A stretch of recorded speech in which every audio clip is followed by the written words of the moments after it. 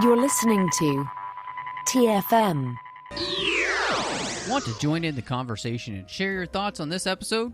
Join the Babel Conference, our listeners' discussion group on Facebook. Just type BABEL into the Facebook search field, and we'll look forward to seeing you there.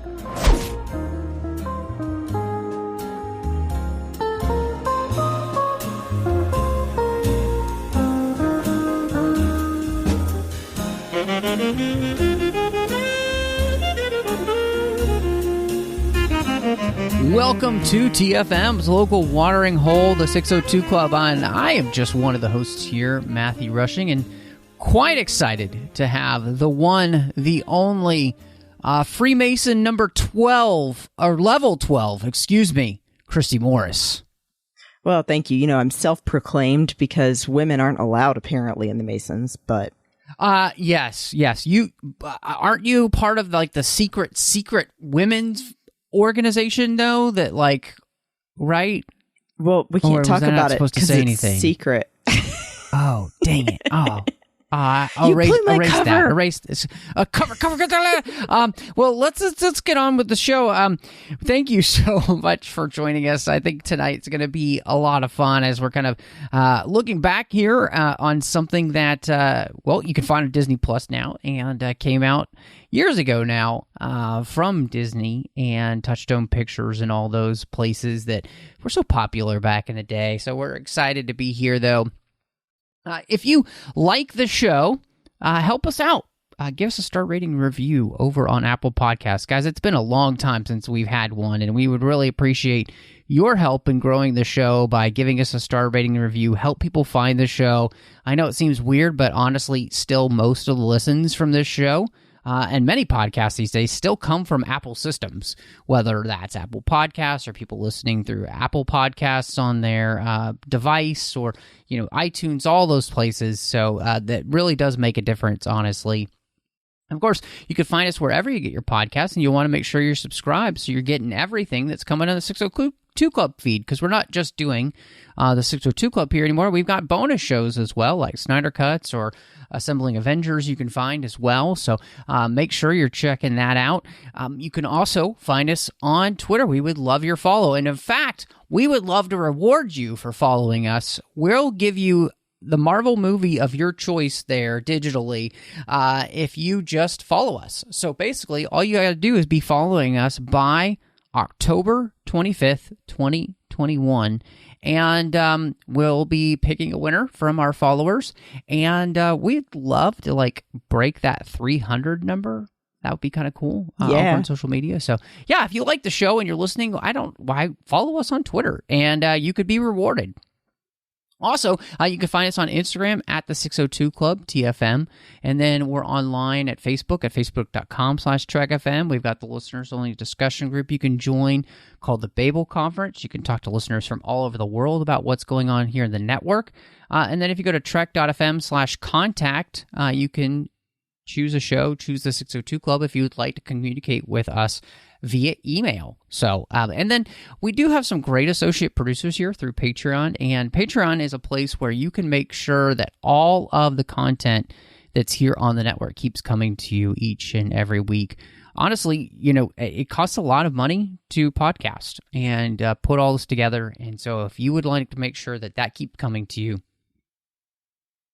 go to patreon.com/TrekFM and be part of our team, just like Ken Tripp, Davis Grayson, Ryan Millette, and Daniel Noah. Thank you guys for supporting the network and, of course, the 602 Club. So, Christy, we haven't mentioned what we're talking about tonight, which is National Treasure, which stars Nicolas Cage.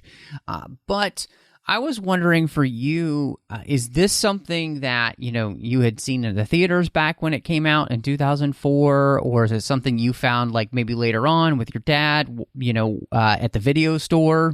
No, actually, this was something that I remember vividly the previews for. I was in high school, sophomore, junior area in time, and was really excited to go see it in the theater. And I remember going to see it in the theater, and was it the same experience for you?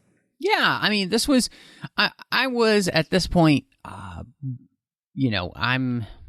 past college now, by the time this movie comes out. And my love of going to the theater is quite strong. And so I definitely remember going to see this in the theater. And, I think the thing that really kind of excited me was the fact that this almost had the feeling of like a Indiana Jones-ish type film, but playing with American history as its background for Discovery, which to me was super exciting because I was a super nerd, and I still am, obviously. But I absolutely love history, and I love American history, Revolutionary War history. I mean, as a child, I wasn't really a big fiction reader. I was more of a nonfiction reader, and history was a big subject that I was spending a lot of my time reading. And so this movie was basically right up my alley, smashing together Indiana Jones style adventure with American history. That's cool. Yeah, I definitely agree with you how it feels like similar to Indiana Jones. I was thinking like the Goonies. There was a time, if you remember back in like the 90s and 2000s when there were a lot of these like treasure hunt movies. This is definitely action adventure treasure hunt. And then, I mean, and piggybacking on that low hanging fruit, I'd say, of mysticism surrounding American history, I thought was really cool. Yeah.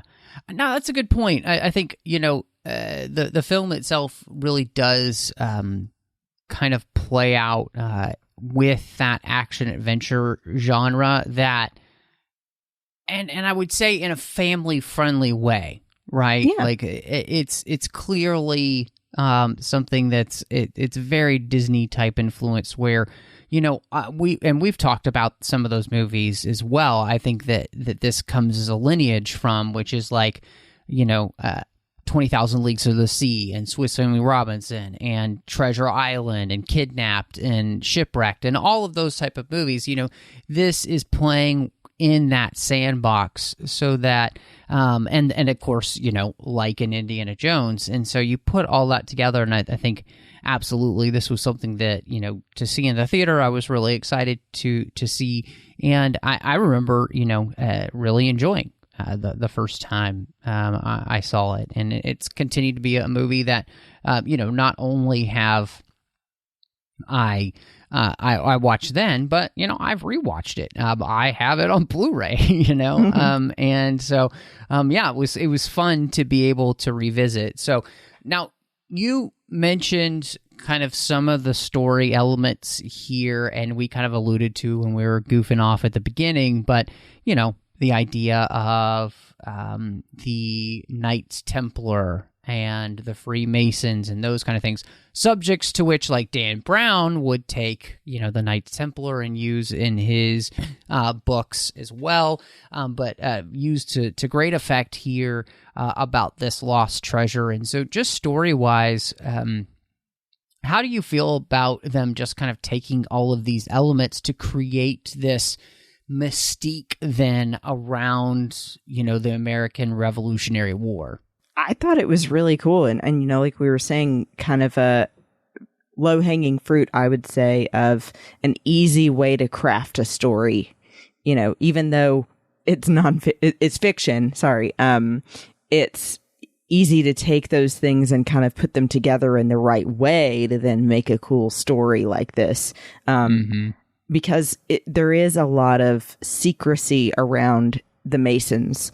And we know that a lot of the founding fathers of America were members of the Masons, and that it's this, secret society, fraternal organization. And they even apparently have a guard outside of every meeting to keep people from finding out their secret business. But it seems like, it seems like whatever you read about the Masons is just, kind of like any other fraternal organization.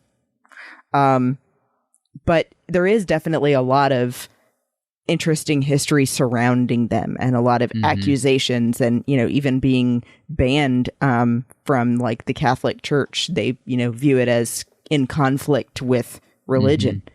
So I thought that it was cool that they found a way to work that in, and that, like I said, the secrecy around them.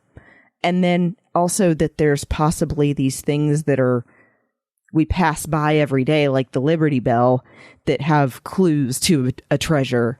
I thought was really cool. Yeah, I think that's a good point. Absolutely. And, I think the idea of like the Knights Templar and the Freemasons, there is this mystique and this mythology and this lore about these type of things, and these kind of strange conspiracy theories about, these type of groups and, what they mean. And I mean, it goes so far as, we've had other movies about, fraternity organizations you see in, American higher institutions like Harvard and those type of places, well-known secret societies or fraternities and those type of places. So, to take that and those ideas and then utilize them in this type of story, and like you said, then to take all the things which, yeah, there's all these weird symbols that have to do with these type of like organizations that, we do utilize every day. I'm not as much anymore because not as many people are using, cold hard cash. But when you pull out a dollar bill and you've got these things on it, and so I think all of that really is a lot of fun, and it actually I think is a really smart idea in the sense of the way that it plays with all of this stuff. And again, to me, as like a huge history nerd, to be traipsing through the founding fathers and all of these things, and using them and using all of these ideas is really fun. And so, and I think, that's also the fun, even just for the first trailer, which was that we're going to steal the Declaration of Independence to save it. All of that stuff really works. Yeah, I was actually even looking up, trying to confirm if any of the stuff had some truth to it about the, the symbol of the pyramid and the all-seeing eye and things like that on the dollar bill. But there's, they just take a lot of liberties, I guess is what I'm trying to say. So it's not, but it's nice to think that there is some hidden meaning behind these things. And, like he was even saying that zooming in on the clock on the $100 bill to confirm what time they needed to be at the place and stuff. So it's cool. I just wonder somewhat if this then caused a lot more people trying to go on this kind of treasure hunt for real. Maybe I'm reading way too much into it, but yeah, I think, absolutely. And I think that's the, a lot of people kind of knocked this movie, and even the critics knocked this movie kind of having an outlandish plot. But I'm thinking, like, is it all that more outlandish than Indiana Jones, and the Raiders of the Lost Ark, or any of the things that they're after? Tomb Raider, the Illuminati, any of this stuff.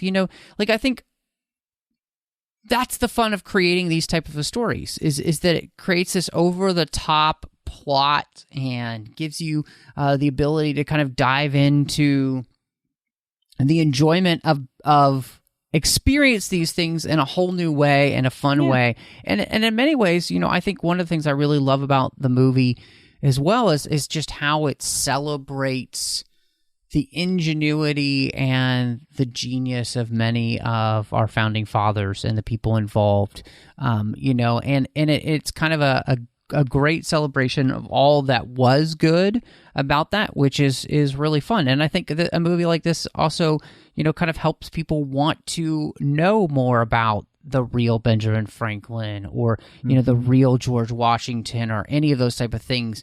And I think that's a good thing. Nothing could be better. We've talked about this so many times on this show, but history is so important, and those who don't learn from it are doomed to repeat it. And therefore, allowing people to experience quasi history in this way is fun. But to me, it was one of those things, like, even watching this movie, I was thinking, oh man, I kind of want to go back and reread about some of these real people who are a part of this film and know their history, which, I think that is a lot of fun. Yeah. Oh, absolutely. And I think that, even though, like you said, it's quasi-history, it maybe makes people look for more information. Now, for example, I'm definitely interested in visiting the Treasury and the U.S. Mint. Yeah. I've never been there. I actually have just been to D.C. for the first time only a few years ago. So, yeah, I hope that it makes people more interested in American history. Yeah. Well, and I'm right there with you. I mean, it's so strange to me that I have never gotten a chance to visit D.C., and it's definitely a place that I would love to go because I'm so into history, and going to those museums and everything, I think it would just be, for me, it would be one of the joys of my life, because I just love that stuff already anyway. And so, yeah. And I mean, gosh, I think one of the biggest things they take as a liberty is that there's actual writing on the original Declaration. It's almost completely faded away at this point because of how old it is, and the way, things age with parchment and the ink used then. And so, yes, I mean, if we're going to talk about inaccuracies, this movie's full of them, but that's not the point of the movie. The point of the movie is to craft an enjoyable story that you're watching. And I think I wanted to ask you this. As you've revisited the movie, do you feel as that for yourself this movie held up and that you still enjoyed watching it again, or did it lose any of its luster for you? Oh, it absolutely held up. And I think even brought back that reminder of how much I enjoyed it the first time. Did it feel that way for you? Yeah. I mean, I won't give away my rating here, but no. I definitely was in a place where, my wife and I were watching this, and I was just having a good time with it, and part of that was being back in the film, but I think part of that is that the movie is really well cast. And that's the thing that really stuck out to me. And obviously, for some people, Nicolas Cage can kind of be hit or miss, but he was just absolutely perfectly cast for this movie, and he's very funny in it. And I think that this type of role really plays to all of his strengths and none of his weaknesses, actually, because I think it's full Nick Caginess, which is exactly what you need in this role, which is somebody who seems a little bit too obsessed, and at the same time really dedicated and likable. And that's exactly what you need in this role. Yeah, well, and I mean that even though he's kind of riding that gray line between being a quote-unquote good guy or not, you still want to root for him, and you realize that ultimately he is trying to preserve history rather than steal it. And that, when he's even offered even just 10% of what the treasure was, he didn't take it. He is, as a character, a very stand-up guy. And I think that they did, like you're saying, cast this role well. It plays into Nick Cage's humor and genuineness rather than his ability to be crazy. That is a really good way to put it. I think you nailed something that I hadn't really thought of there. He does have a genuineness here that really helps. And I think his sincerity in the role is one of the things that helps sells it. I 100% agree with you on that. And I think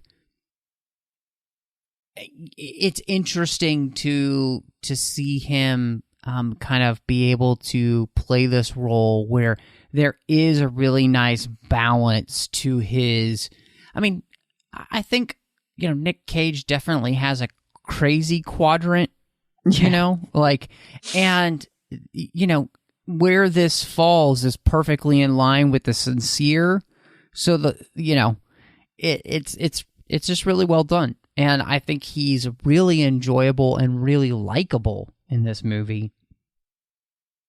And I kind of buy him as being somebody who would be into this stuff too. So. Oh, yeah. Yeah, he does kind of give out that vibe. I don't know why. Mm-hmm. Maybe he's not at all, but. Yeah. I mean, who knows who the real, will the real Nick Cage please stand up? Yeah. So, but, I think that part of the reason that he works is the partnership that he has with Justin Bartha as Riley. Mm-hmm. And that comedy duo of the two playing off each other was really funny. And I forgot how much I like him in this movie and how funny he is and how funny I find him, and that even after all of this time, I still find that character enjoyable and funny. Mm-hmm. Well, and I mean, Justin Bartha, I think, is very underrated because you don't realize till you look him up on IMDb how much stuff you've seen him in and loved him. Mm-hmm. He was in the Hangover movies. He was in Failure to Launch, playing off Zooey Deschanel. Like he does so well as the buddy, like sidekick in a lot of things. And he's really good with the comedic timing. He's great at playing the, I love that they always have his character have a scene like Sean Bean telling him to stop talking while he's pointing a gun at him, and he's like, okay. Yeah. He's just so good at that. Yeah, I think you're absolutely right. I mean, and he is just a person who is very good with the quick-witted comebacks. I mean, I think my favorite scene for him is when they're in the Urban Outfitters and he's like, wait, is this how you guys feel all the time? Yeah. Like, wow, this feels good. Hold on, I gotta enjoy this for a second, right. I mean, not many people can do that without, I think, being kind of obnoxious. And I just don't find him obnoxious personally. And I'm sure there probably are people that are listening to this and like, oh my gosh, I hate that character. But I mean, to me, I think he's really funny. And honestly, he kind of reminds me, John Mills and I are doing, Assembling Avengers here, and he kind of reminds me of Darcy from the Thor movie, where he's the one, with the quick wit the whole time and the quippy comeback and the joke and everything, and I really appreciate his portrayal in this movie. So, and then kind of rounding out the triumvirate of quote-unquote the good characters that kind of end up on this journey together is Diana Kruger, and this is the first time that I had ever seen her in anything, back in 2004 as Abigail Chase. And I mean, I'm not going to lie, I definitely fell in love. Oh, yeah.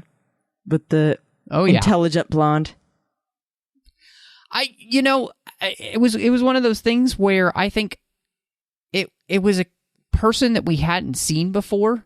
She was a fresh face in film, really. And, she was different. She has a wonderful European accent that I love, and I think the thing about it is that she played the role against Cage so well as being the straight person, and then as they got to know each other, they realized they kind of shared some of their crazy in the sense of their passion for history, and I thought that it was really well done.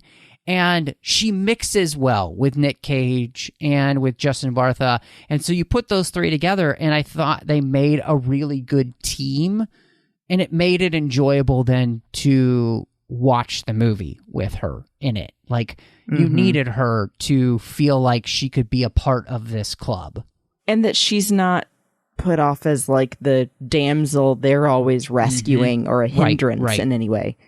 The only thing I have is in issue with the writing is just that they say in order to bring her in, we need to go to someone who's obsessed. And then they don't really give any other reason as to why they know her name and to go to her. all they say is, we've gone to the FBI and we've gone to Department of Homeland Security, and then now we're going to go to her. I guess they decided because she's the main person in charge of the Declaration and other antique documents. But yeah, they don't really give a lot of reason as to how they would know to go to her. Yeah, I think that's a good point. I think the only reason that we get in the film to kind of see maybe how obsessed that she is with history is the button collection. Yes. The same one that, he has. And so that allows then us as the audience to be like, oh, well, they really kind of have some of the same obsessions. They have some of the same craziness. Yeah. And I think that's the part where you're right. It would have been nice for them to have expounded on that just a little bit more, so you knew how they found her. But I think this is one of those places where, like, the movie is, I think, already 2 hours and 12 minutes long. So it's like they're just trying to kind of get there. Yeah. And so I understand that. Yeah. But I think you're right. I mean, I absolutely think you're right. And I think it's cool, too, because, I think this is probably her first really big American role. And then, after this, she'll go on and do things like Inglourious Bastards and stuff like that, where, she'll get to be in some big stuff. So yeah, I mean, I really enjoyed her in the role. And again, I thought, like you mentioned, and I think this was really important, is that not only does she add a female perspective to the role and it can give you somebody to enjoy in that way, but she's also just as smart as Benjamin Gates. She knows her history inside and out, just like he does. And therefore, she is an asset for them to have along the way because of her brain, not because she's blonde. Not because of her assets. Okay, you can say that. I'm not going to say that. But yeah, she's brains over blonde. You know, like that's really, I think, what makes her great in the role, and the writing really good for her. And like you said, nobody comes off as somebody who's ever really in distress, in the sense of like they're in need of rescue. I mean, all of these characters at one time or another are in need of rescue. Right. And I think, so they never make a point of, I think, trying to make something special of her just because she's the girl, Right. Like none of that happens. And that's really good for the movie. And I gotta say too, before we get to kind of our villain, having like Jon Voight and Harvey Keitel and Christopher Plummer in this movie, all with secondary roles and supporting roles, it reminds me of, like in Superman when you cast Brando as, Jor-El. You have this immediate gravitas to these roles, so that the little bit of time that they have on screen, you kind of know exactly who they are as a character. Christopher Plummer coming off as the loving grandfather was perfect. I mean, kind of really channeling a lot of what you saw all the way back in Sound of Music kind of thing, once he becomes the more likable character. Jon Voight has played this type of character before, of the loving father who is exasperated with their child, and then, just Harvey Keitel playing a really cool FBI agent that ends up being, a part of the Freemasons in the end. Like, all of these characters I thought were really good. And again, just a great job casting, because they don't need a lot of time on screen to be able to establish how you should feel about them. Yes. Oh, 1000%. I think that, like you said, they immediately bring that depth to the role, that rapport that you want to believe that they're, you want to believe what they're saying. I love Harvey Keitel, especially if anyone's seen all the Sister Act movies. Yeah. God, he's just so good in everything he does. And then Jon Voight and Christopher Plummer, it's like they're also playing to the audience that has known these two guys for a long time and seen the numerous roles they've done, and gets to play them in a more lovable good guy kind of light than especially Jon Voight has done on occasion. Yeah, I thought they were great, and I thought that they did a good job with showing Jon Voight's character of his dad as having a change of heart and finally realizing that his son is doing these things for a reason and isn't wasting his life. I think that they did some excellent casting with the supporting roles.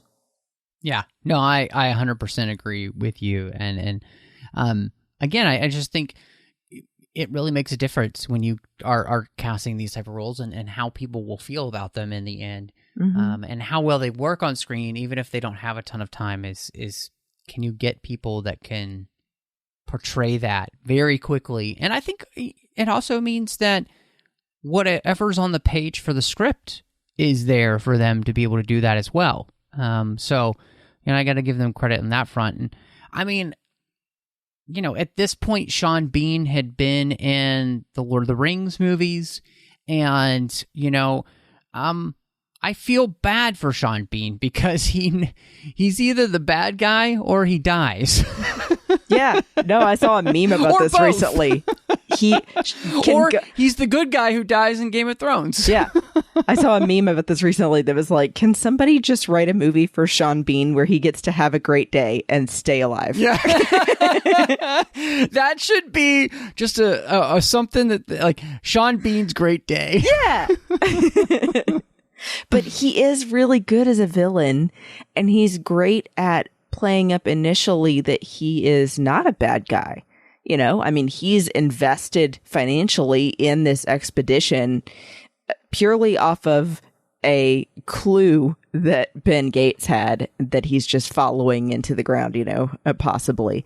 So, I mean, for a guy to spend a fair amount of money to take several people to Antarctica to search for something they don't really know is there or what it's going to lead to is a leap of faith. And it doesn't really get bad until you see that his greed overcomes him, and that he is ultimately then willing to do whatever it takes, including killing people or at least allowing them to die without helping them, right, to get what he wants. That's a really good point. I mean, and I think that is something that Sean Bean is really good at, because he does kind of have this charisma where you want to like him. But he is also able to make the turn to which says, oh, I'll kill you if you get in my way. And you believe both. And that's something that is really important in a role like this, to where you do need to believe that this is a villain who, will do whatever it takes. And I just like him in movies, I mean, I think, for me, not only having seen him obviously in the Lord of the Rings movies, but, one of the biggest things I think about this was, being able to have had him in like Golden Eye, and where he's playing the villain there, I think is really beautiful, in the sense of like, it makes complete sense to me why this really works. And so I just love him in film and in television, and I just think he's so good. And he's a lot of fun here in this role, and so I'm really glad that they cast him here. I think it works. So it works exactly the way they want it to. Which is, So, obviously, this is an action movie. There's a lot of like action set pieces to this movie. And so I wanted to know, from you, like, how does that work in the film? Like, do you feel like these are good action set pieces that you enjoy watching? Was there anything that didn't, like, especially as we rewatch it, was there anything then that didn't live up to your expectations or remembrance? No, when I think about it, I mean, the scenes where they really had to depend on some set pieces were the scene where they first go down the tunnel underneath the church to get to the treasure, and then the treasure room itself, also mixed with some effects. But I think that they did a great job of mixing the two to make it look so realistic and unending in both cases. And also the way that they're lit can really affect that. And I think they made wise choices with that as well. I think that it's really fun, like we were saying also, that they get to go to these places like where the Declaration is housed, or to the location of the Liberty Bell and the steeple and things like that, and show you things that, you know, they may not actually be present there, but make it look like it is, like the brick up on the side of the building that he has to dig out. It's just fun and makes you think about things in a different way and think, well, now I want to go there and see if there's like stuff amiss. Yeah, you know, I think one of the things I was really struck by was not only how well the action works, but how well the writing had been to set up some of the action in the film. So, you know, they have the FBI telling about, you know, who he is, Benjamin Gates is, and what his history is, and the fact that he had been in the Navy ROTC. And so then when he jumps off the aircraft carrier into the Hudson, you're like, okay, well, he would know how to do that because he'd been in the Navy ROTC. Or later in the movie, you see him tying some knots as they're making their way down the staircase there under Wall Street. And again, it's one of those moments where the writing is really smart because they've already mentioned who this character is and what his like experiences are. So that's it there in the writing to be able to help you understand why a character can do or would know how to do certain things, which that's not in every movie. So, you know, this movie went through, and the script-wise went through a ton of different iterations in the script, but to be able to have that kind of specificity for a character and then some of the actions they take, I was like, okay, that's great. You know, I really liked that. And I think, you know, one of the things that is helpful for the movie, too, is that it's never so over the top where it's really having to utilize an aggressive amount of CGI at this point. So everything feels pretty grounded, which is also really nice. So many movies, I feel like in this time period, were trying to push the boundaries. The Mummy. Or The Mummy Returns. And in that way, were hurting themselves because they were trying to do stuff they weren't really ready for, or just couldn't do at that point. And this is not a movie that does that. And therefore, I think it's one of those that ends up holding up better than a lot of movies from that time period.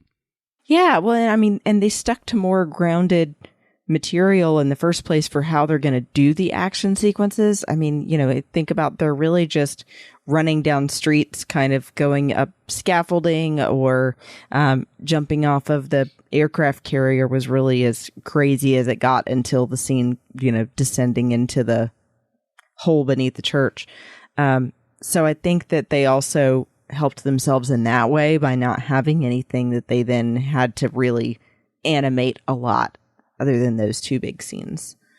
Yeah. But yeah, it was one, I think, like the ship at the beginning too, you know, when they're at the Charlotte, you know, yeah, that's true. You got some of that stuff with, but yeah, absolutely. I think you're 100% right. Well, and then it's action that keeps you on your toes because it's like chase scenes. Yeah. And then also, you know, that with the way that they've done the story, it's building to this big moment that you're waiting for. So I think that they handled that really well. Yeah. No, I think you're absolutely right. And I think that's one of the things that again, I was surprised to see how much of the movie felt more cohesive than I would have thought it would. And because of that. So, which is, you know, really nice. Was there, I guess one of the things I'm interested in, you know, as we kind of round third here for the film. As you rewatched it, was there anything at all that did not hold up for you? I mean, not really. Like I said, the only thing I thought was that the introduction of Dr. Chase could have been a little more seamless, but unless you're looking for it, you don't really notice or miss it that much. But otherwise, I mean, yeah, I think like you said with the CGI, they did a good job of having, minimized that. And it's just really fun. Mm-hmm. Yeah. I mean, I honestly agree with you in that. There wasn't anything where I found myself rewatching this and being disappointed at all. One of the things that I also kind of enjoyed about the film, and it's not like overly ambitious or crazy in this sense, but I liked Trevor Rabin's score for the film, and I thought it really fit with the adventure of the movie and was kind of perfectly in line with everything you would want from a score from this movie. And I think the biggest thing I can say is I don't know if it would be something I'd like just listen to all, over and over and over again, but it works so well within the movie, which is really important for an adventure movie. So, yes, absolutely. I think you hit the nail on the head. It's enjoyable, but it's not something that's super memorable. Nor does it have any huge themes for anyone in particular, but it works well for this movie and it fits with action adventure and keeping the momentum going. And I think has some really beautiful instrumental moments, when it's the romance scenes, and then especially the scenes where things start to get more serious, where he's worried about, his father's safety and things like that. So yeah, I mean, it was definitely good. It just wasn't like the best score I've ever heard. Yeah. No, I agree with you. I mean, and many times too, like if a score is doing what it needs to do for the film, that's where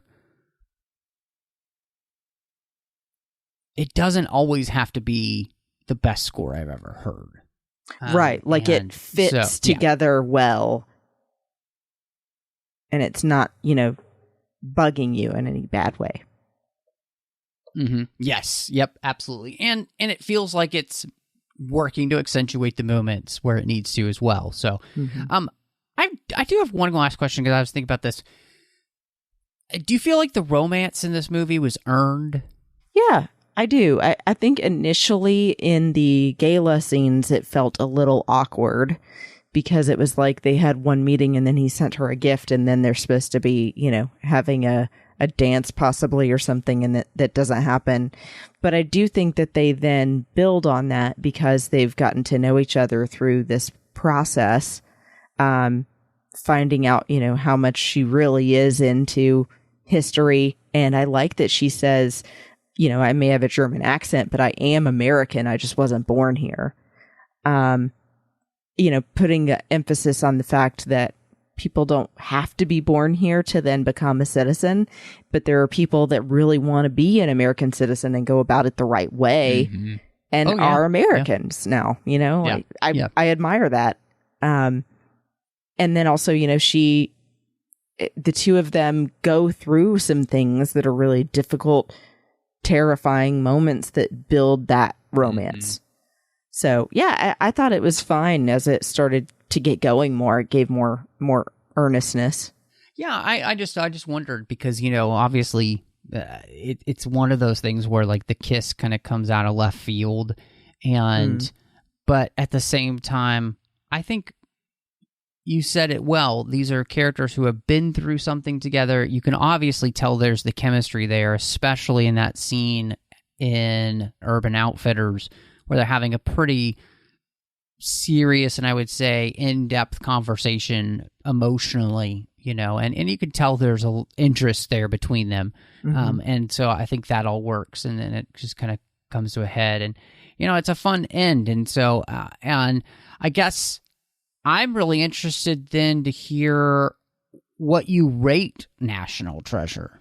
So I think that you have to look at this movie in the sense of definitely not being like a life-changing piece of cinema kind of thing, but that you're interested in having a good time and possibly then whetting your appetite to go look at more American history that's actually true. So I like a lot of things about it, and I do think it holds up and it's still fun. And so I give it a 4.5 out of 5. Whoa. Yeah, I was juggling whether or not to give it that extra half, but it's really good. I don't have much to say against it. Wow, and I think you rated this higher than No Time to Die. Yeah, I'm kind of surprised about that too. But there were some issues with No Time to Die that I didn't have here, so it is what it is. Man, that's crazy. Well, I am so glad, though, that you loved it, and I love it, too. You know, I'm not rating it as high as you did, I think, and part of that is just there is kind of this level of what this movie is at, you were kind of talking about, you know, and I think because of that, you know, I'm going to give this a good 3.5 out of 5 stars, which is, to me, it's such a solid movie. And I would say I was surprised how solidly enjoyable it still is after all of these years. I think that's the thing to me that really stood out, is that I had a great time rewatching it. I didn't know if that would happen. And I think that's really impressive for a movie like this to still be enjoyable after all of these years. And so I got to give it to, you know, National Treasure. It surprised me in that way. And so I guess in a few weeks, I'll be really interested to see if the second National Treasure still holds up. But before we get to that, Christy, it's definitely time for some recommendations. And so I'm interested as to what you're going to be recommending to everybody this week. So, funny thing, I don't know why. I guess because I'm thinking when I was watching this movie, that I was getting a lot more into history, because initially in my younger years, I wasn't as interested in history until I really found out more how it applied to our lives now, and then got to see more remnants of history in person, you know, like cannons and things like that. So I found a book recently that I had as part of a history class in college that I really enjoyed, and my husband always thought I was so weird for it, but sorry. Anyway, long story short, I recommend checking out the Norton's Anthology of Western Literature, because even though it is a huge book, it's very thick. It's got a lot of the timeless great stories that are in it. And I really enjoyed, for example, that was the book that I got to finally read, Dante Alighieri. And got to read, what else was in that book? There's a million different things. Anyway, so yeah, I recommend checking out Norton's Anthology of Western Literature. And there's other ones too, you know. Yeah, it has a lot of really good, like, it has the Odyssey in it, you know, all those kind of stories. And if you haven't read things like the Odyssey or Dante, I recommend checking it out. Awesome. And no, that's so cool that, you know, I love all of that type of stuff, you know, and, you know, at least once a year, I try to read a book of that caliber within my reading, you know, and so that's really cool. I am going to recommend, I just finished the 5th season of The Expanse, and it's really good. I mean, it continues to be a great show, and the 6th season will be the finale for that. And so, and not only is it a great show, but it's an incredible book series, too. So, if you like the show, read the books. If you like the books, the show is great as well. So, that's what I'm going to recommend to everybody this week. But, Christy, if everybody wants to catch up with you and see what else you've got going on these days, where could they find you? You can find me on Instagram and Twitter at BestBenBell.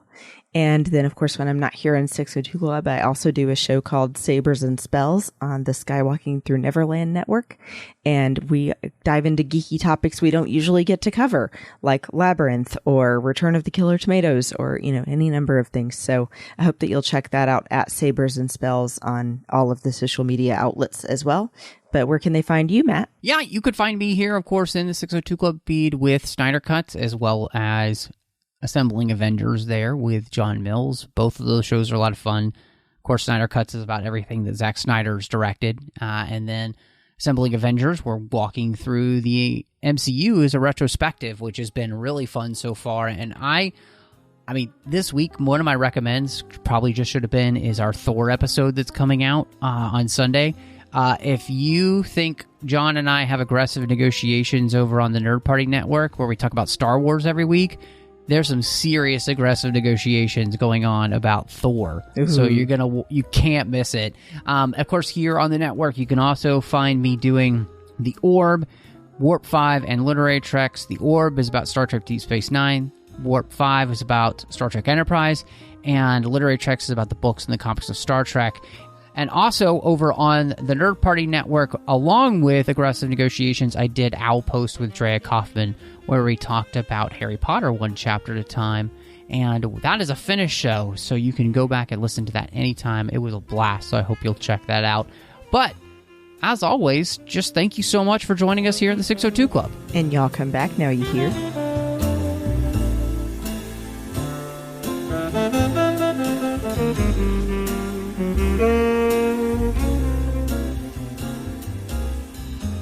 Mm-hmm.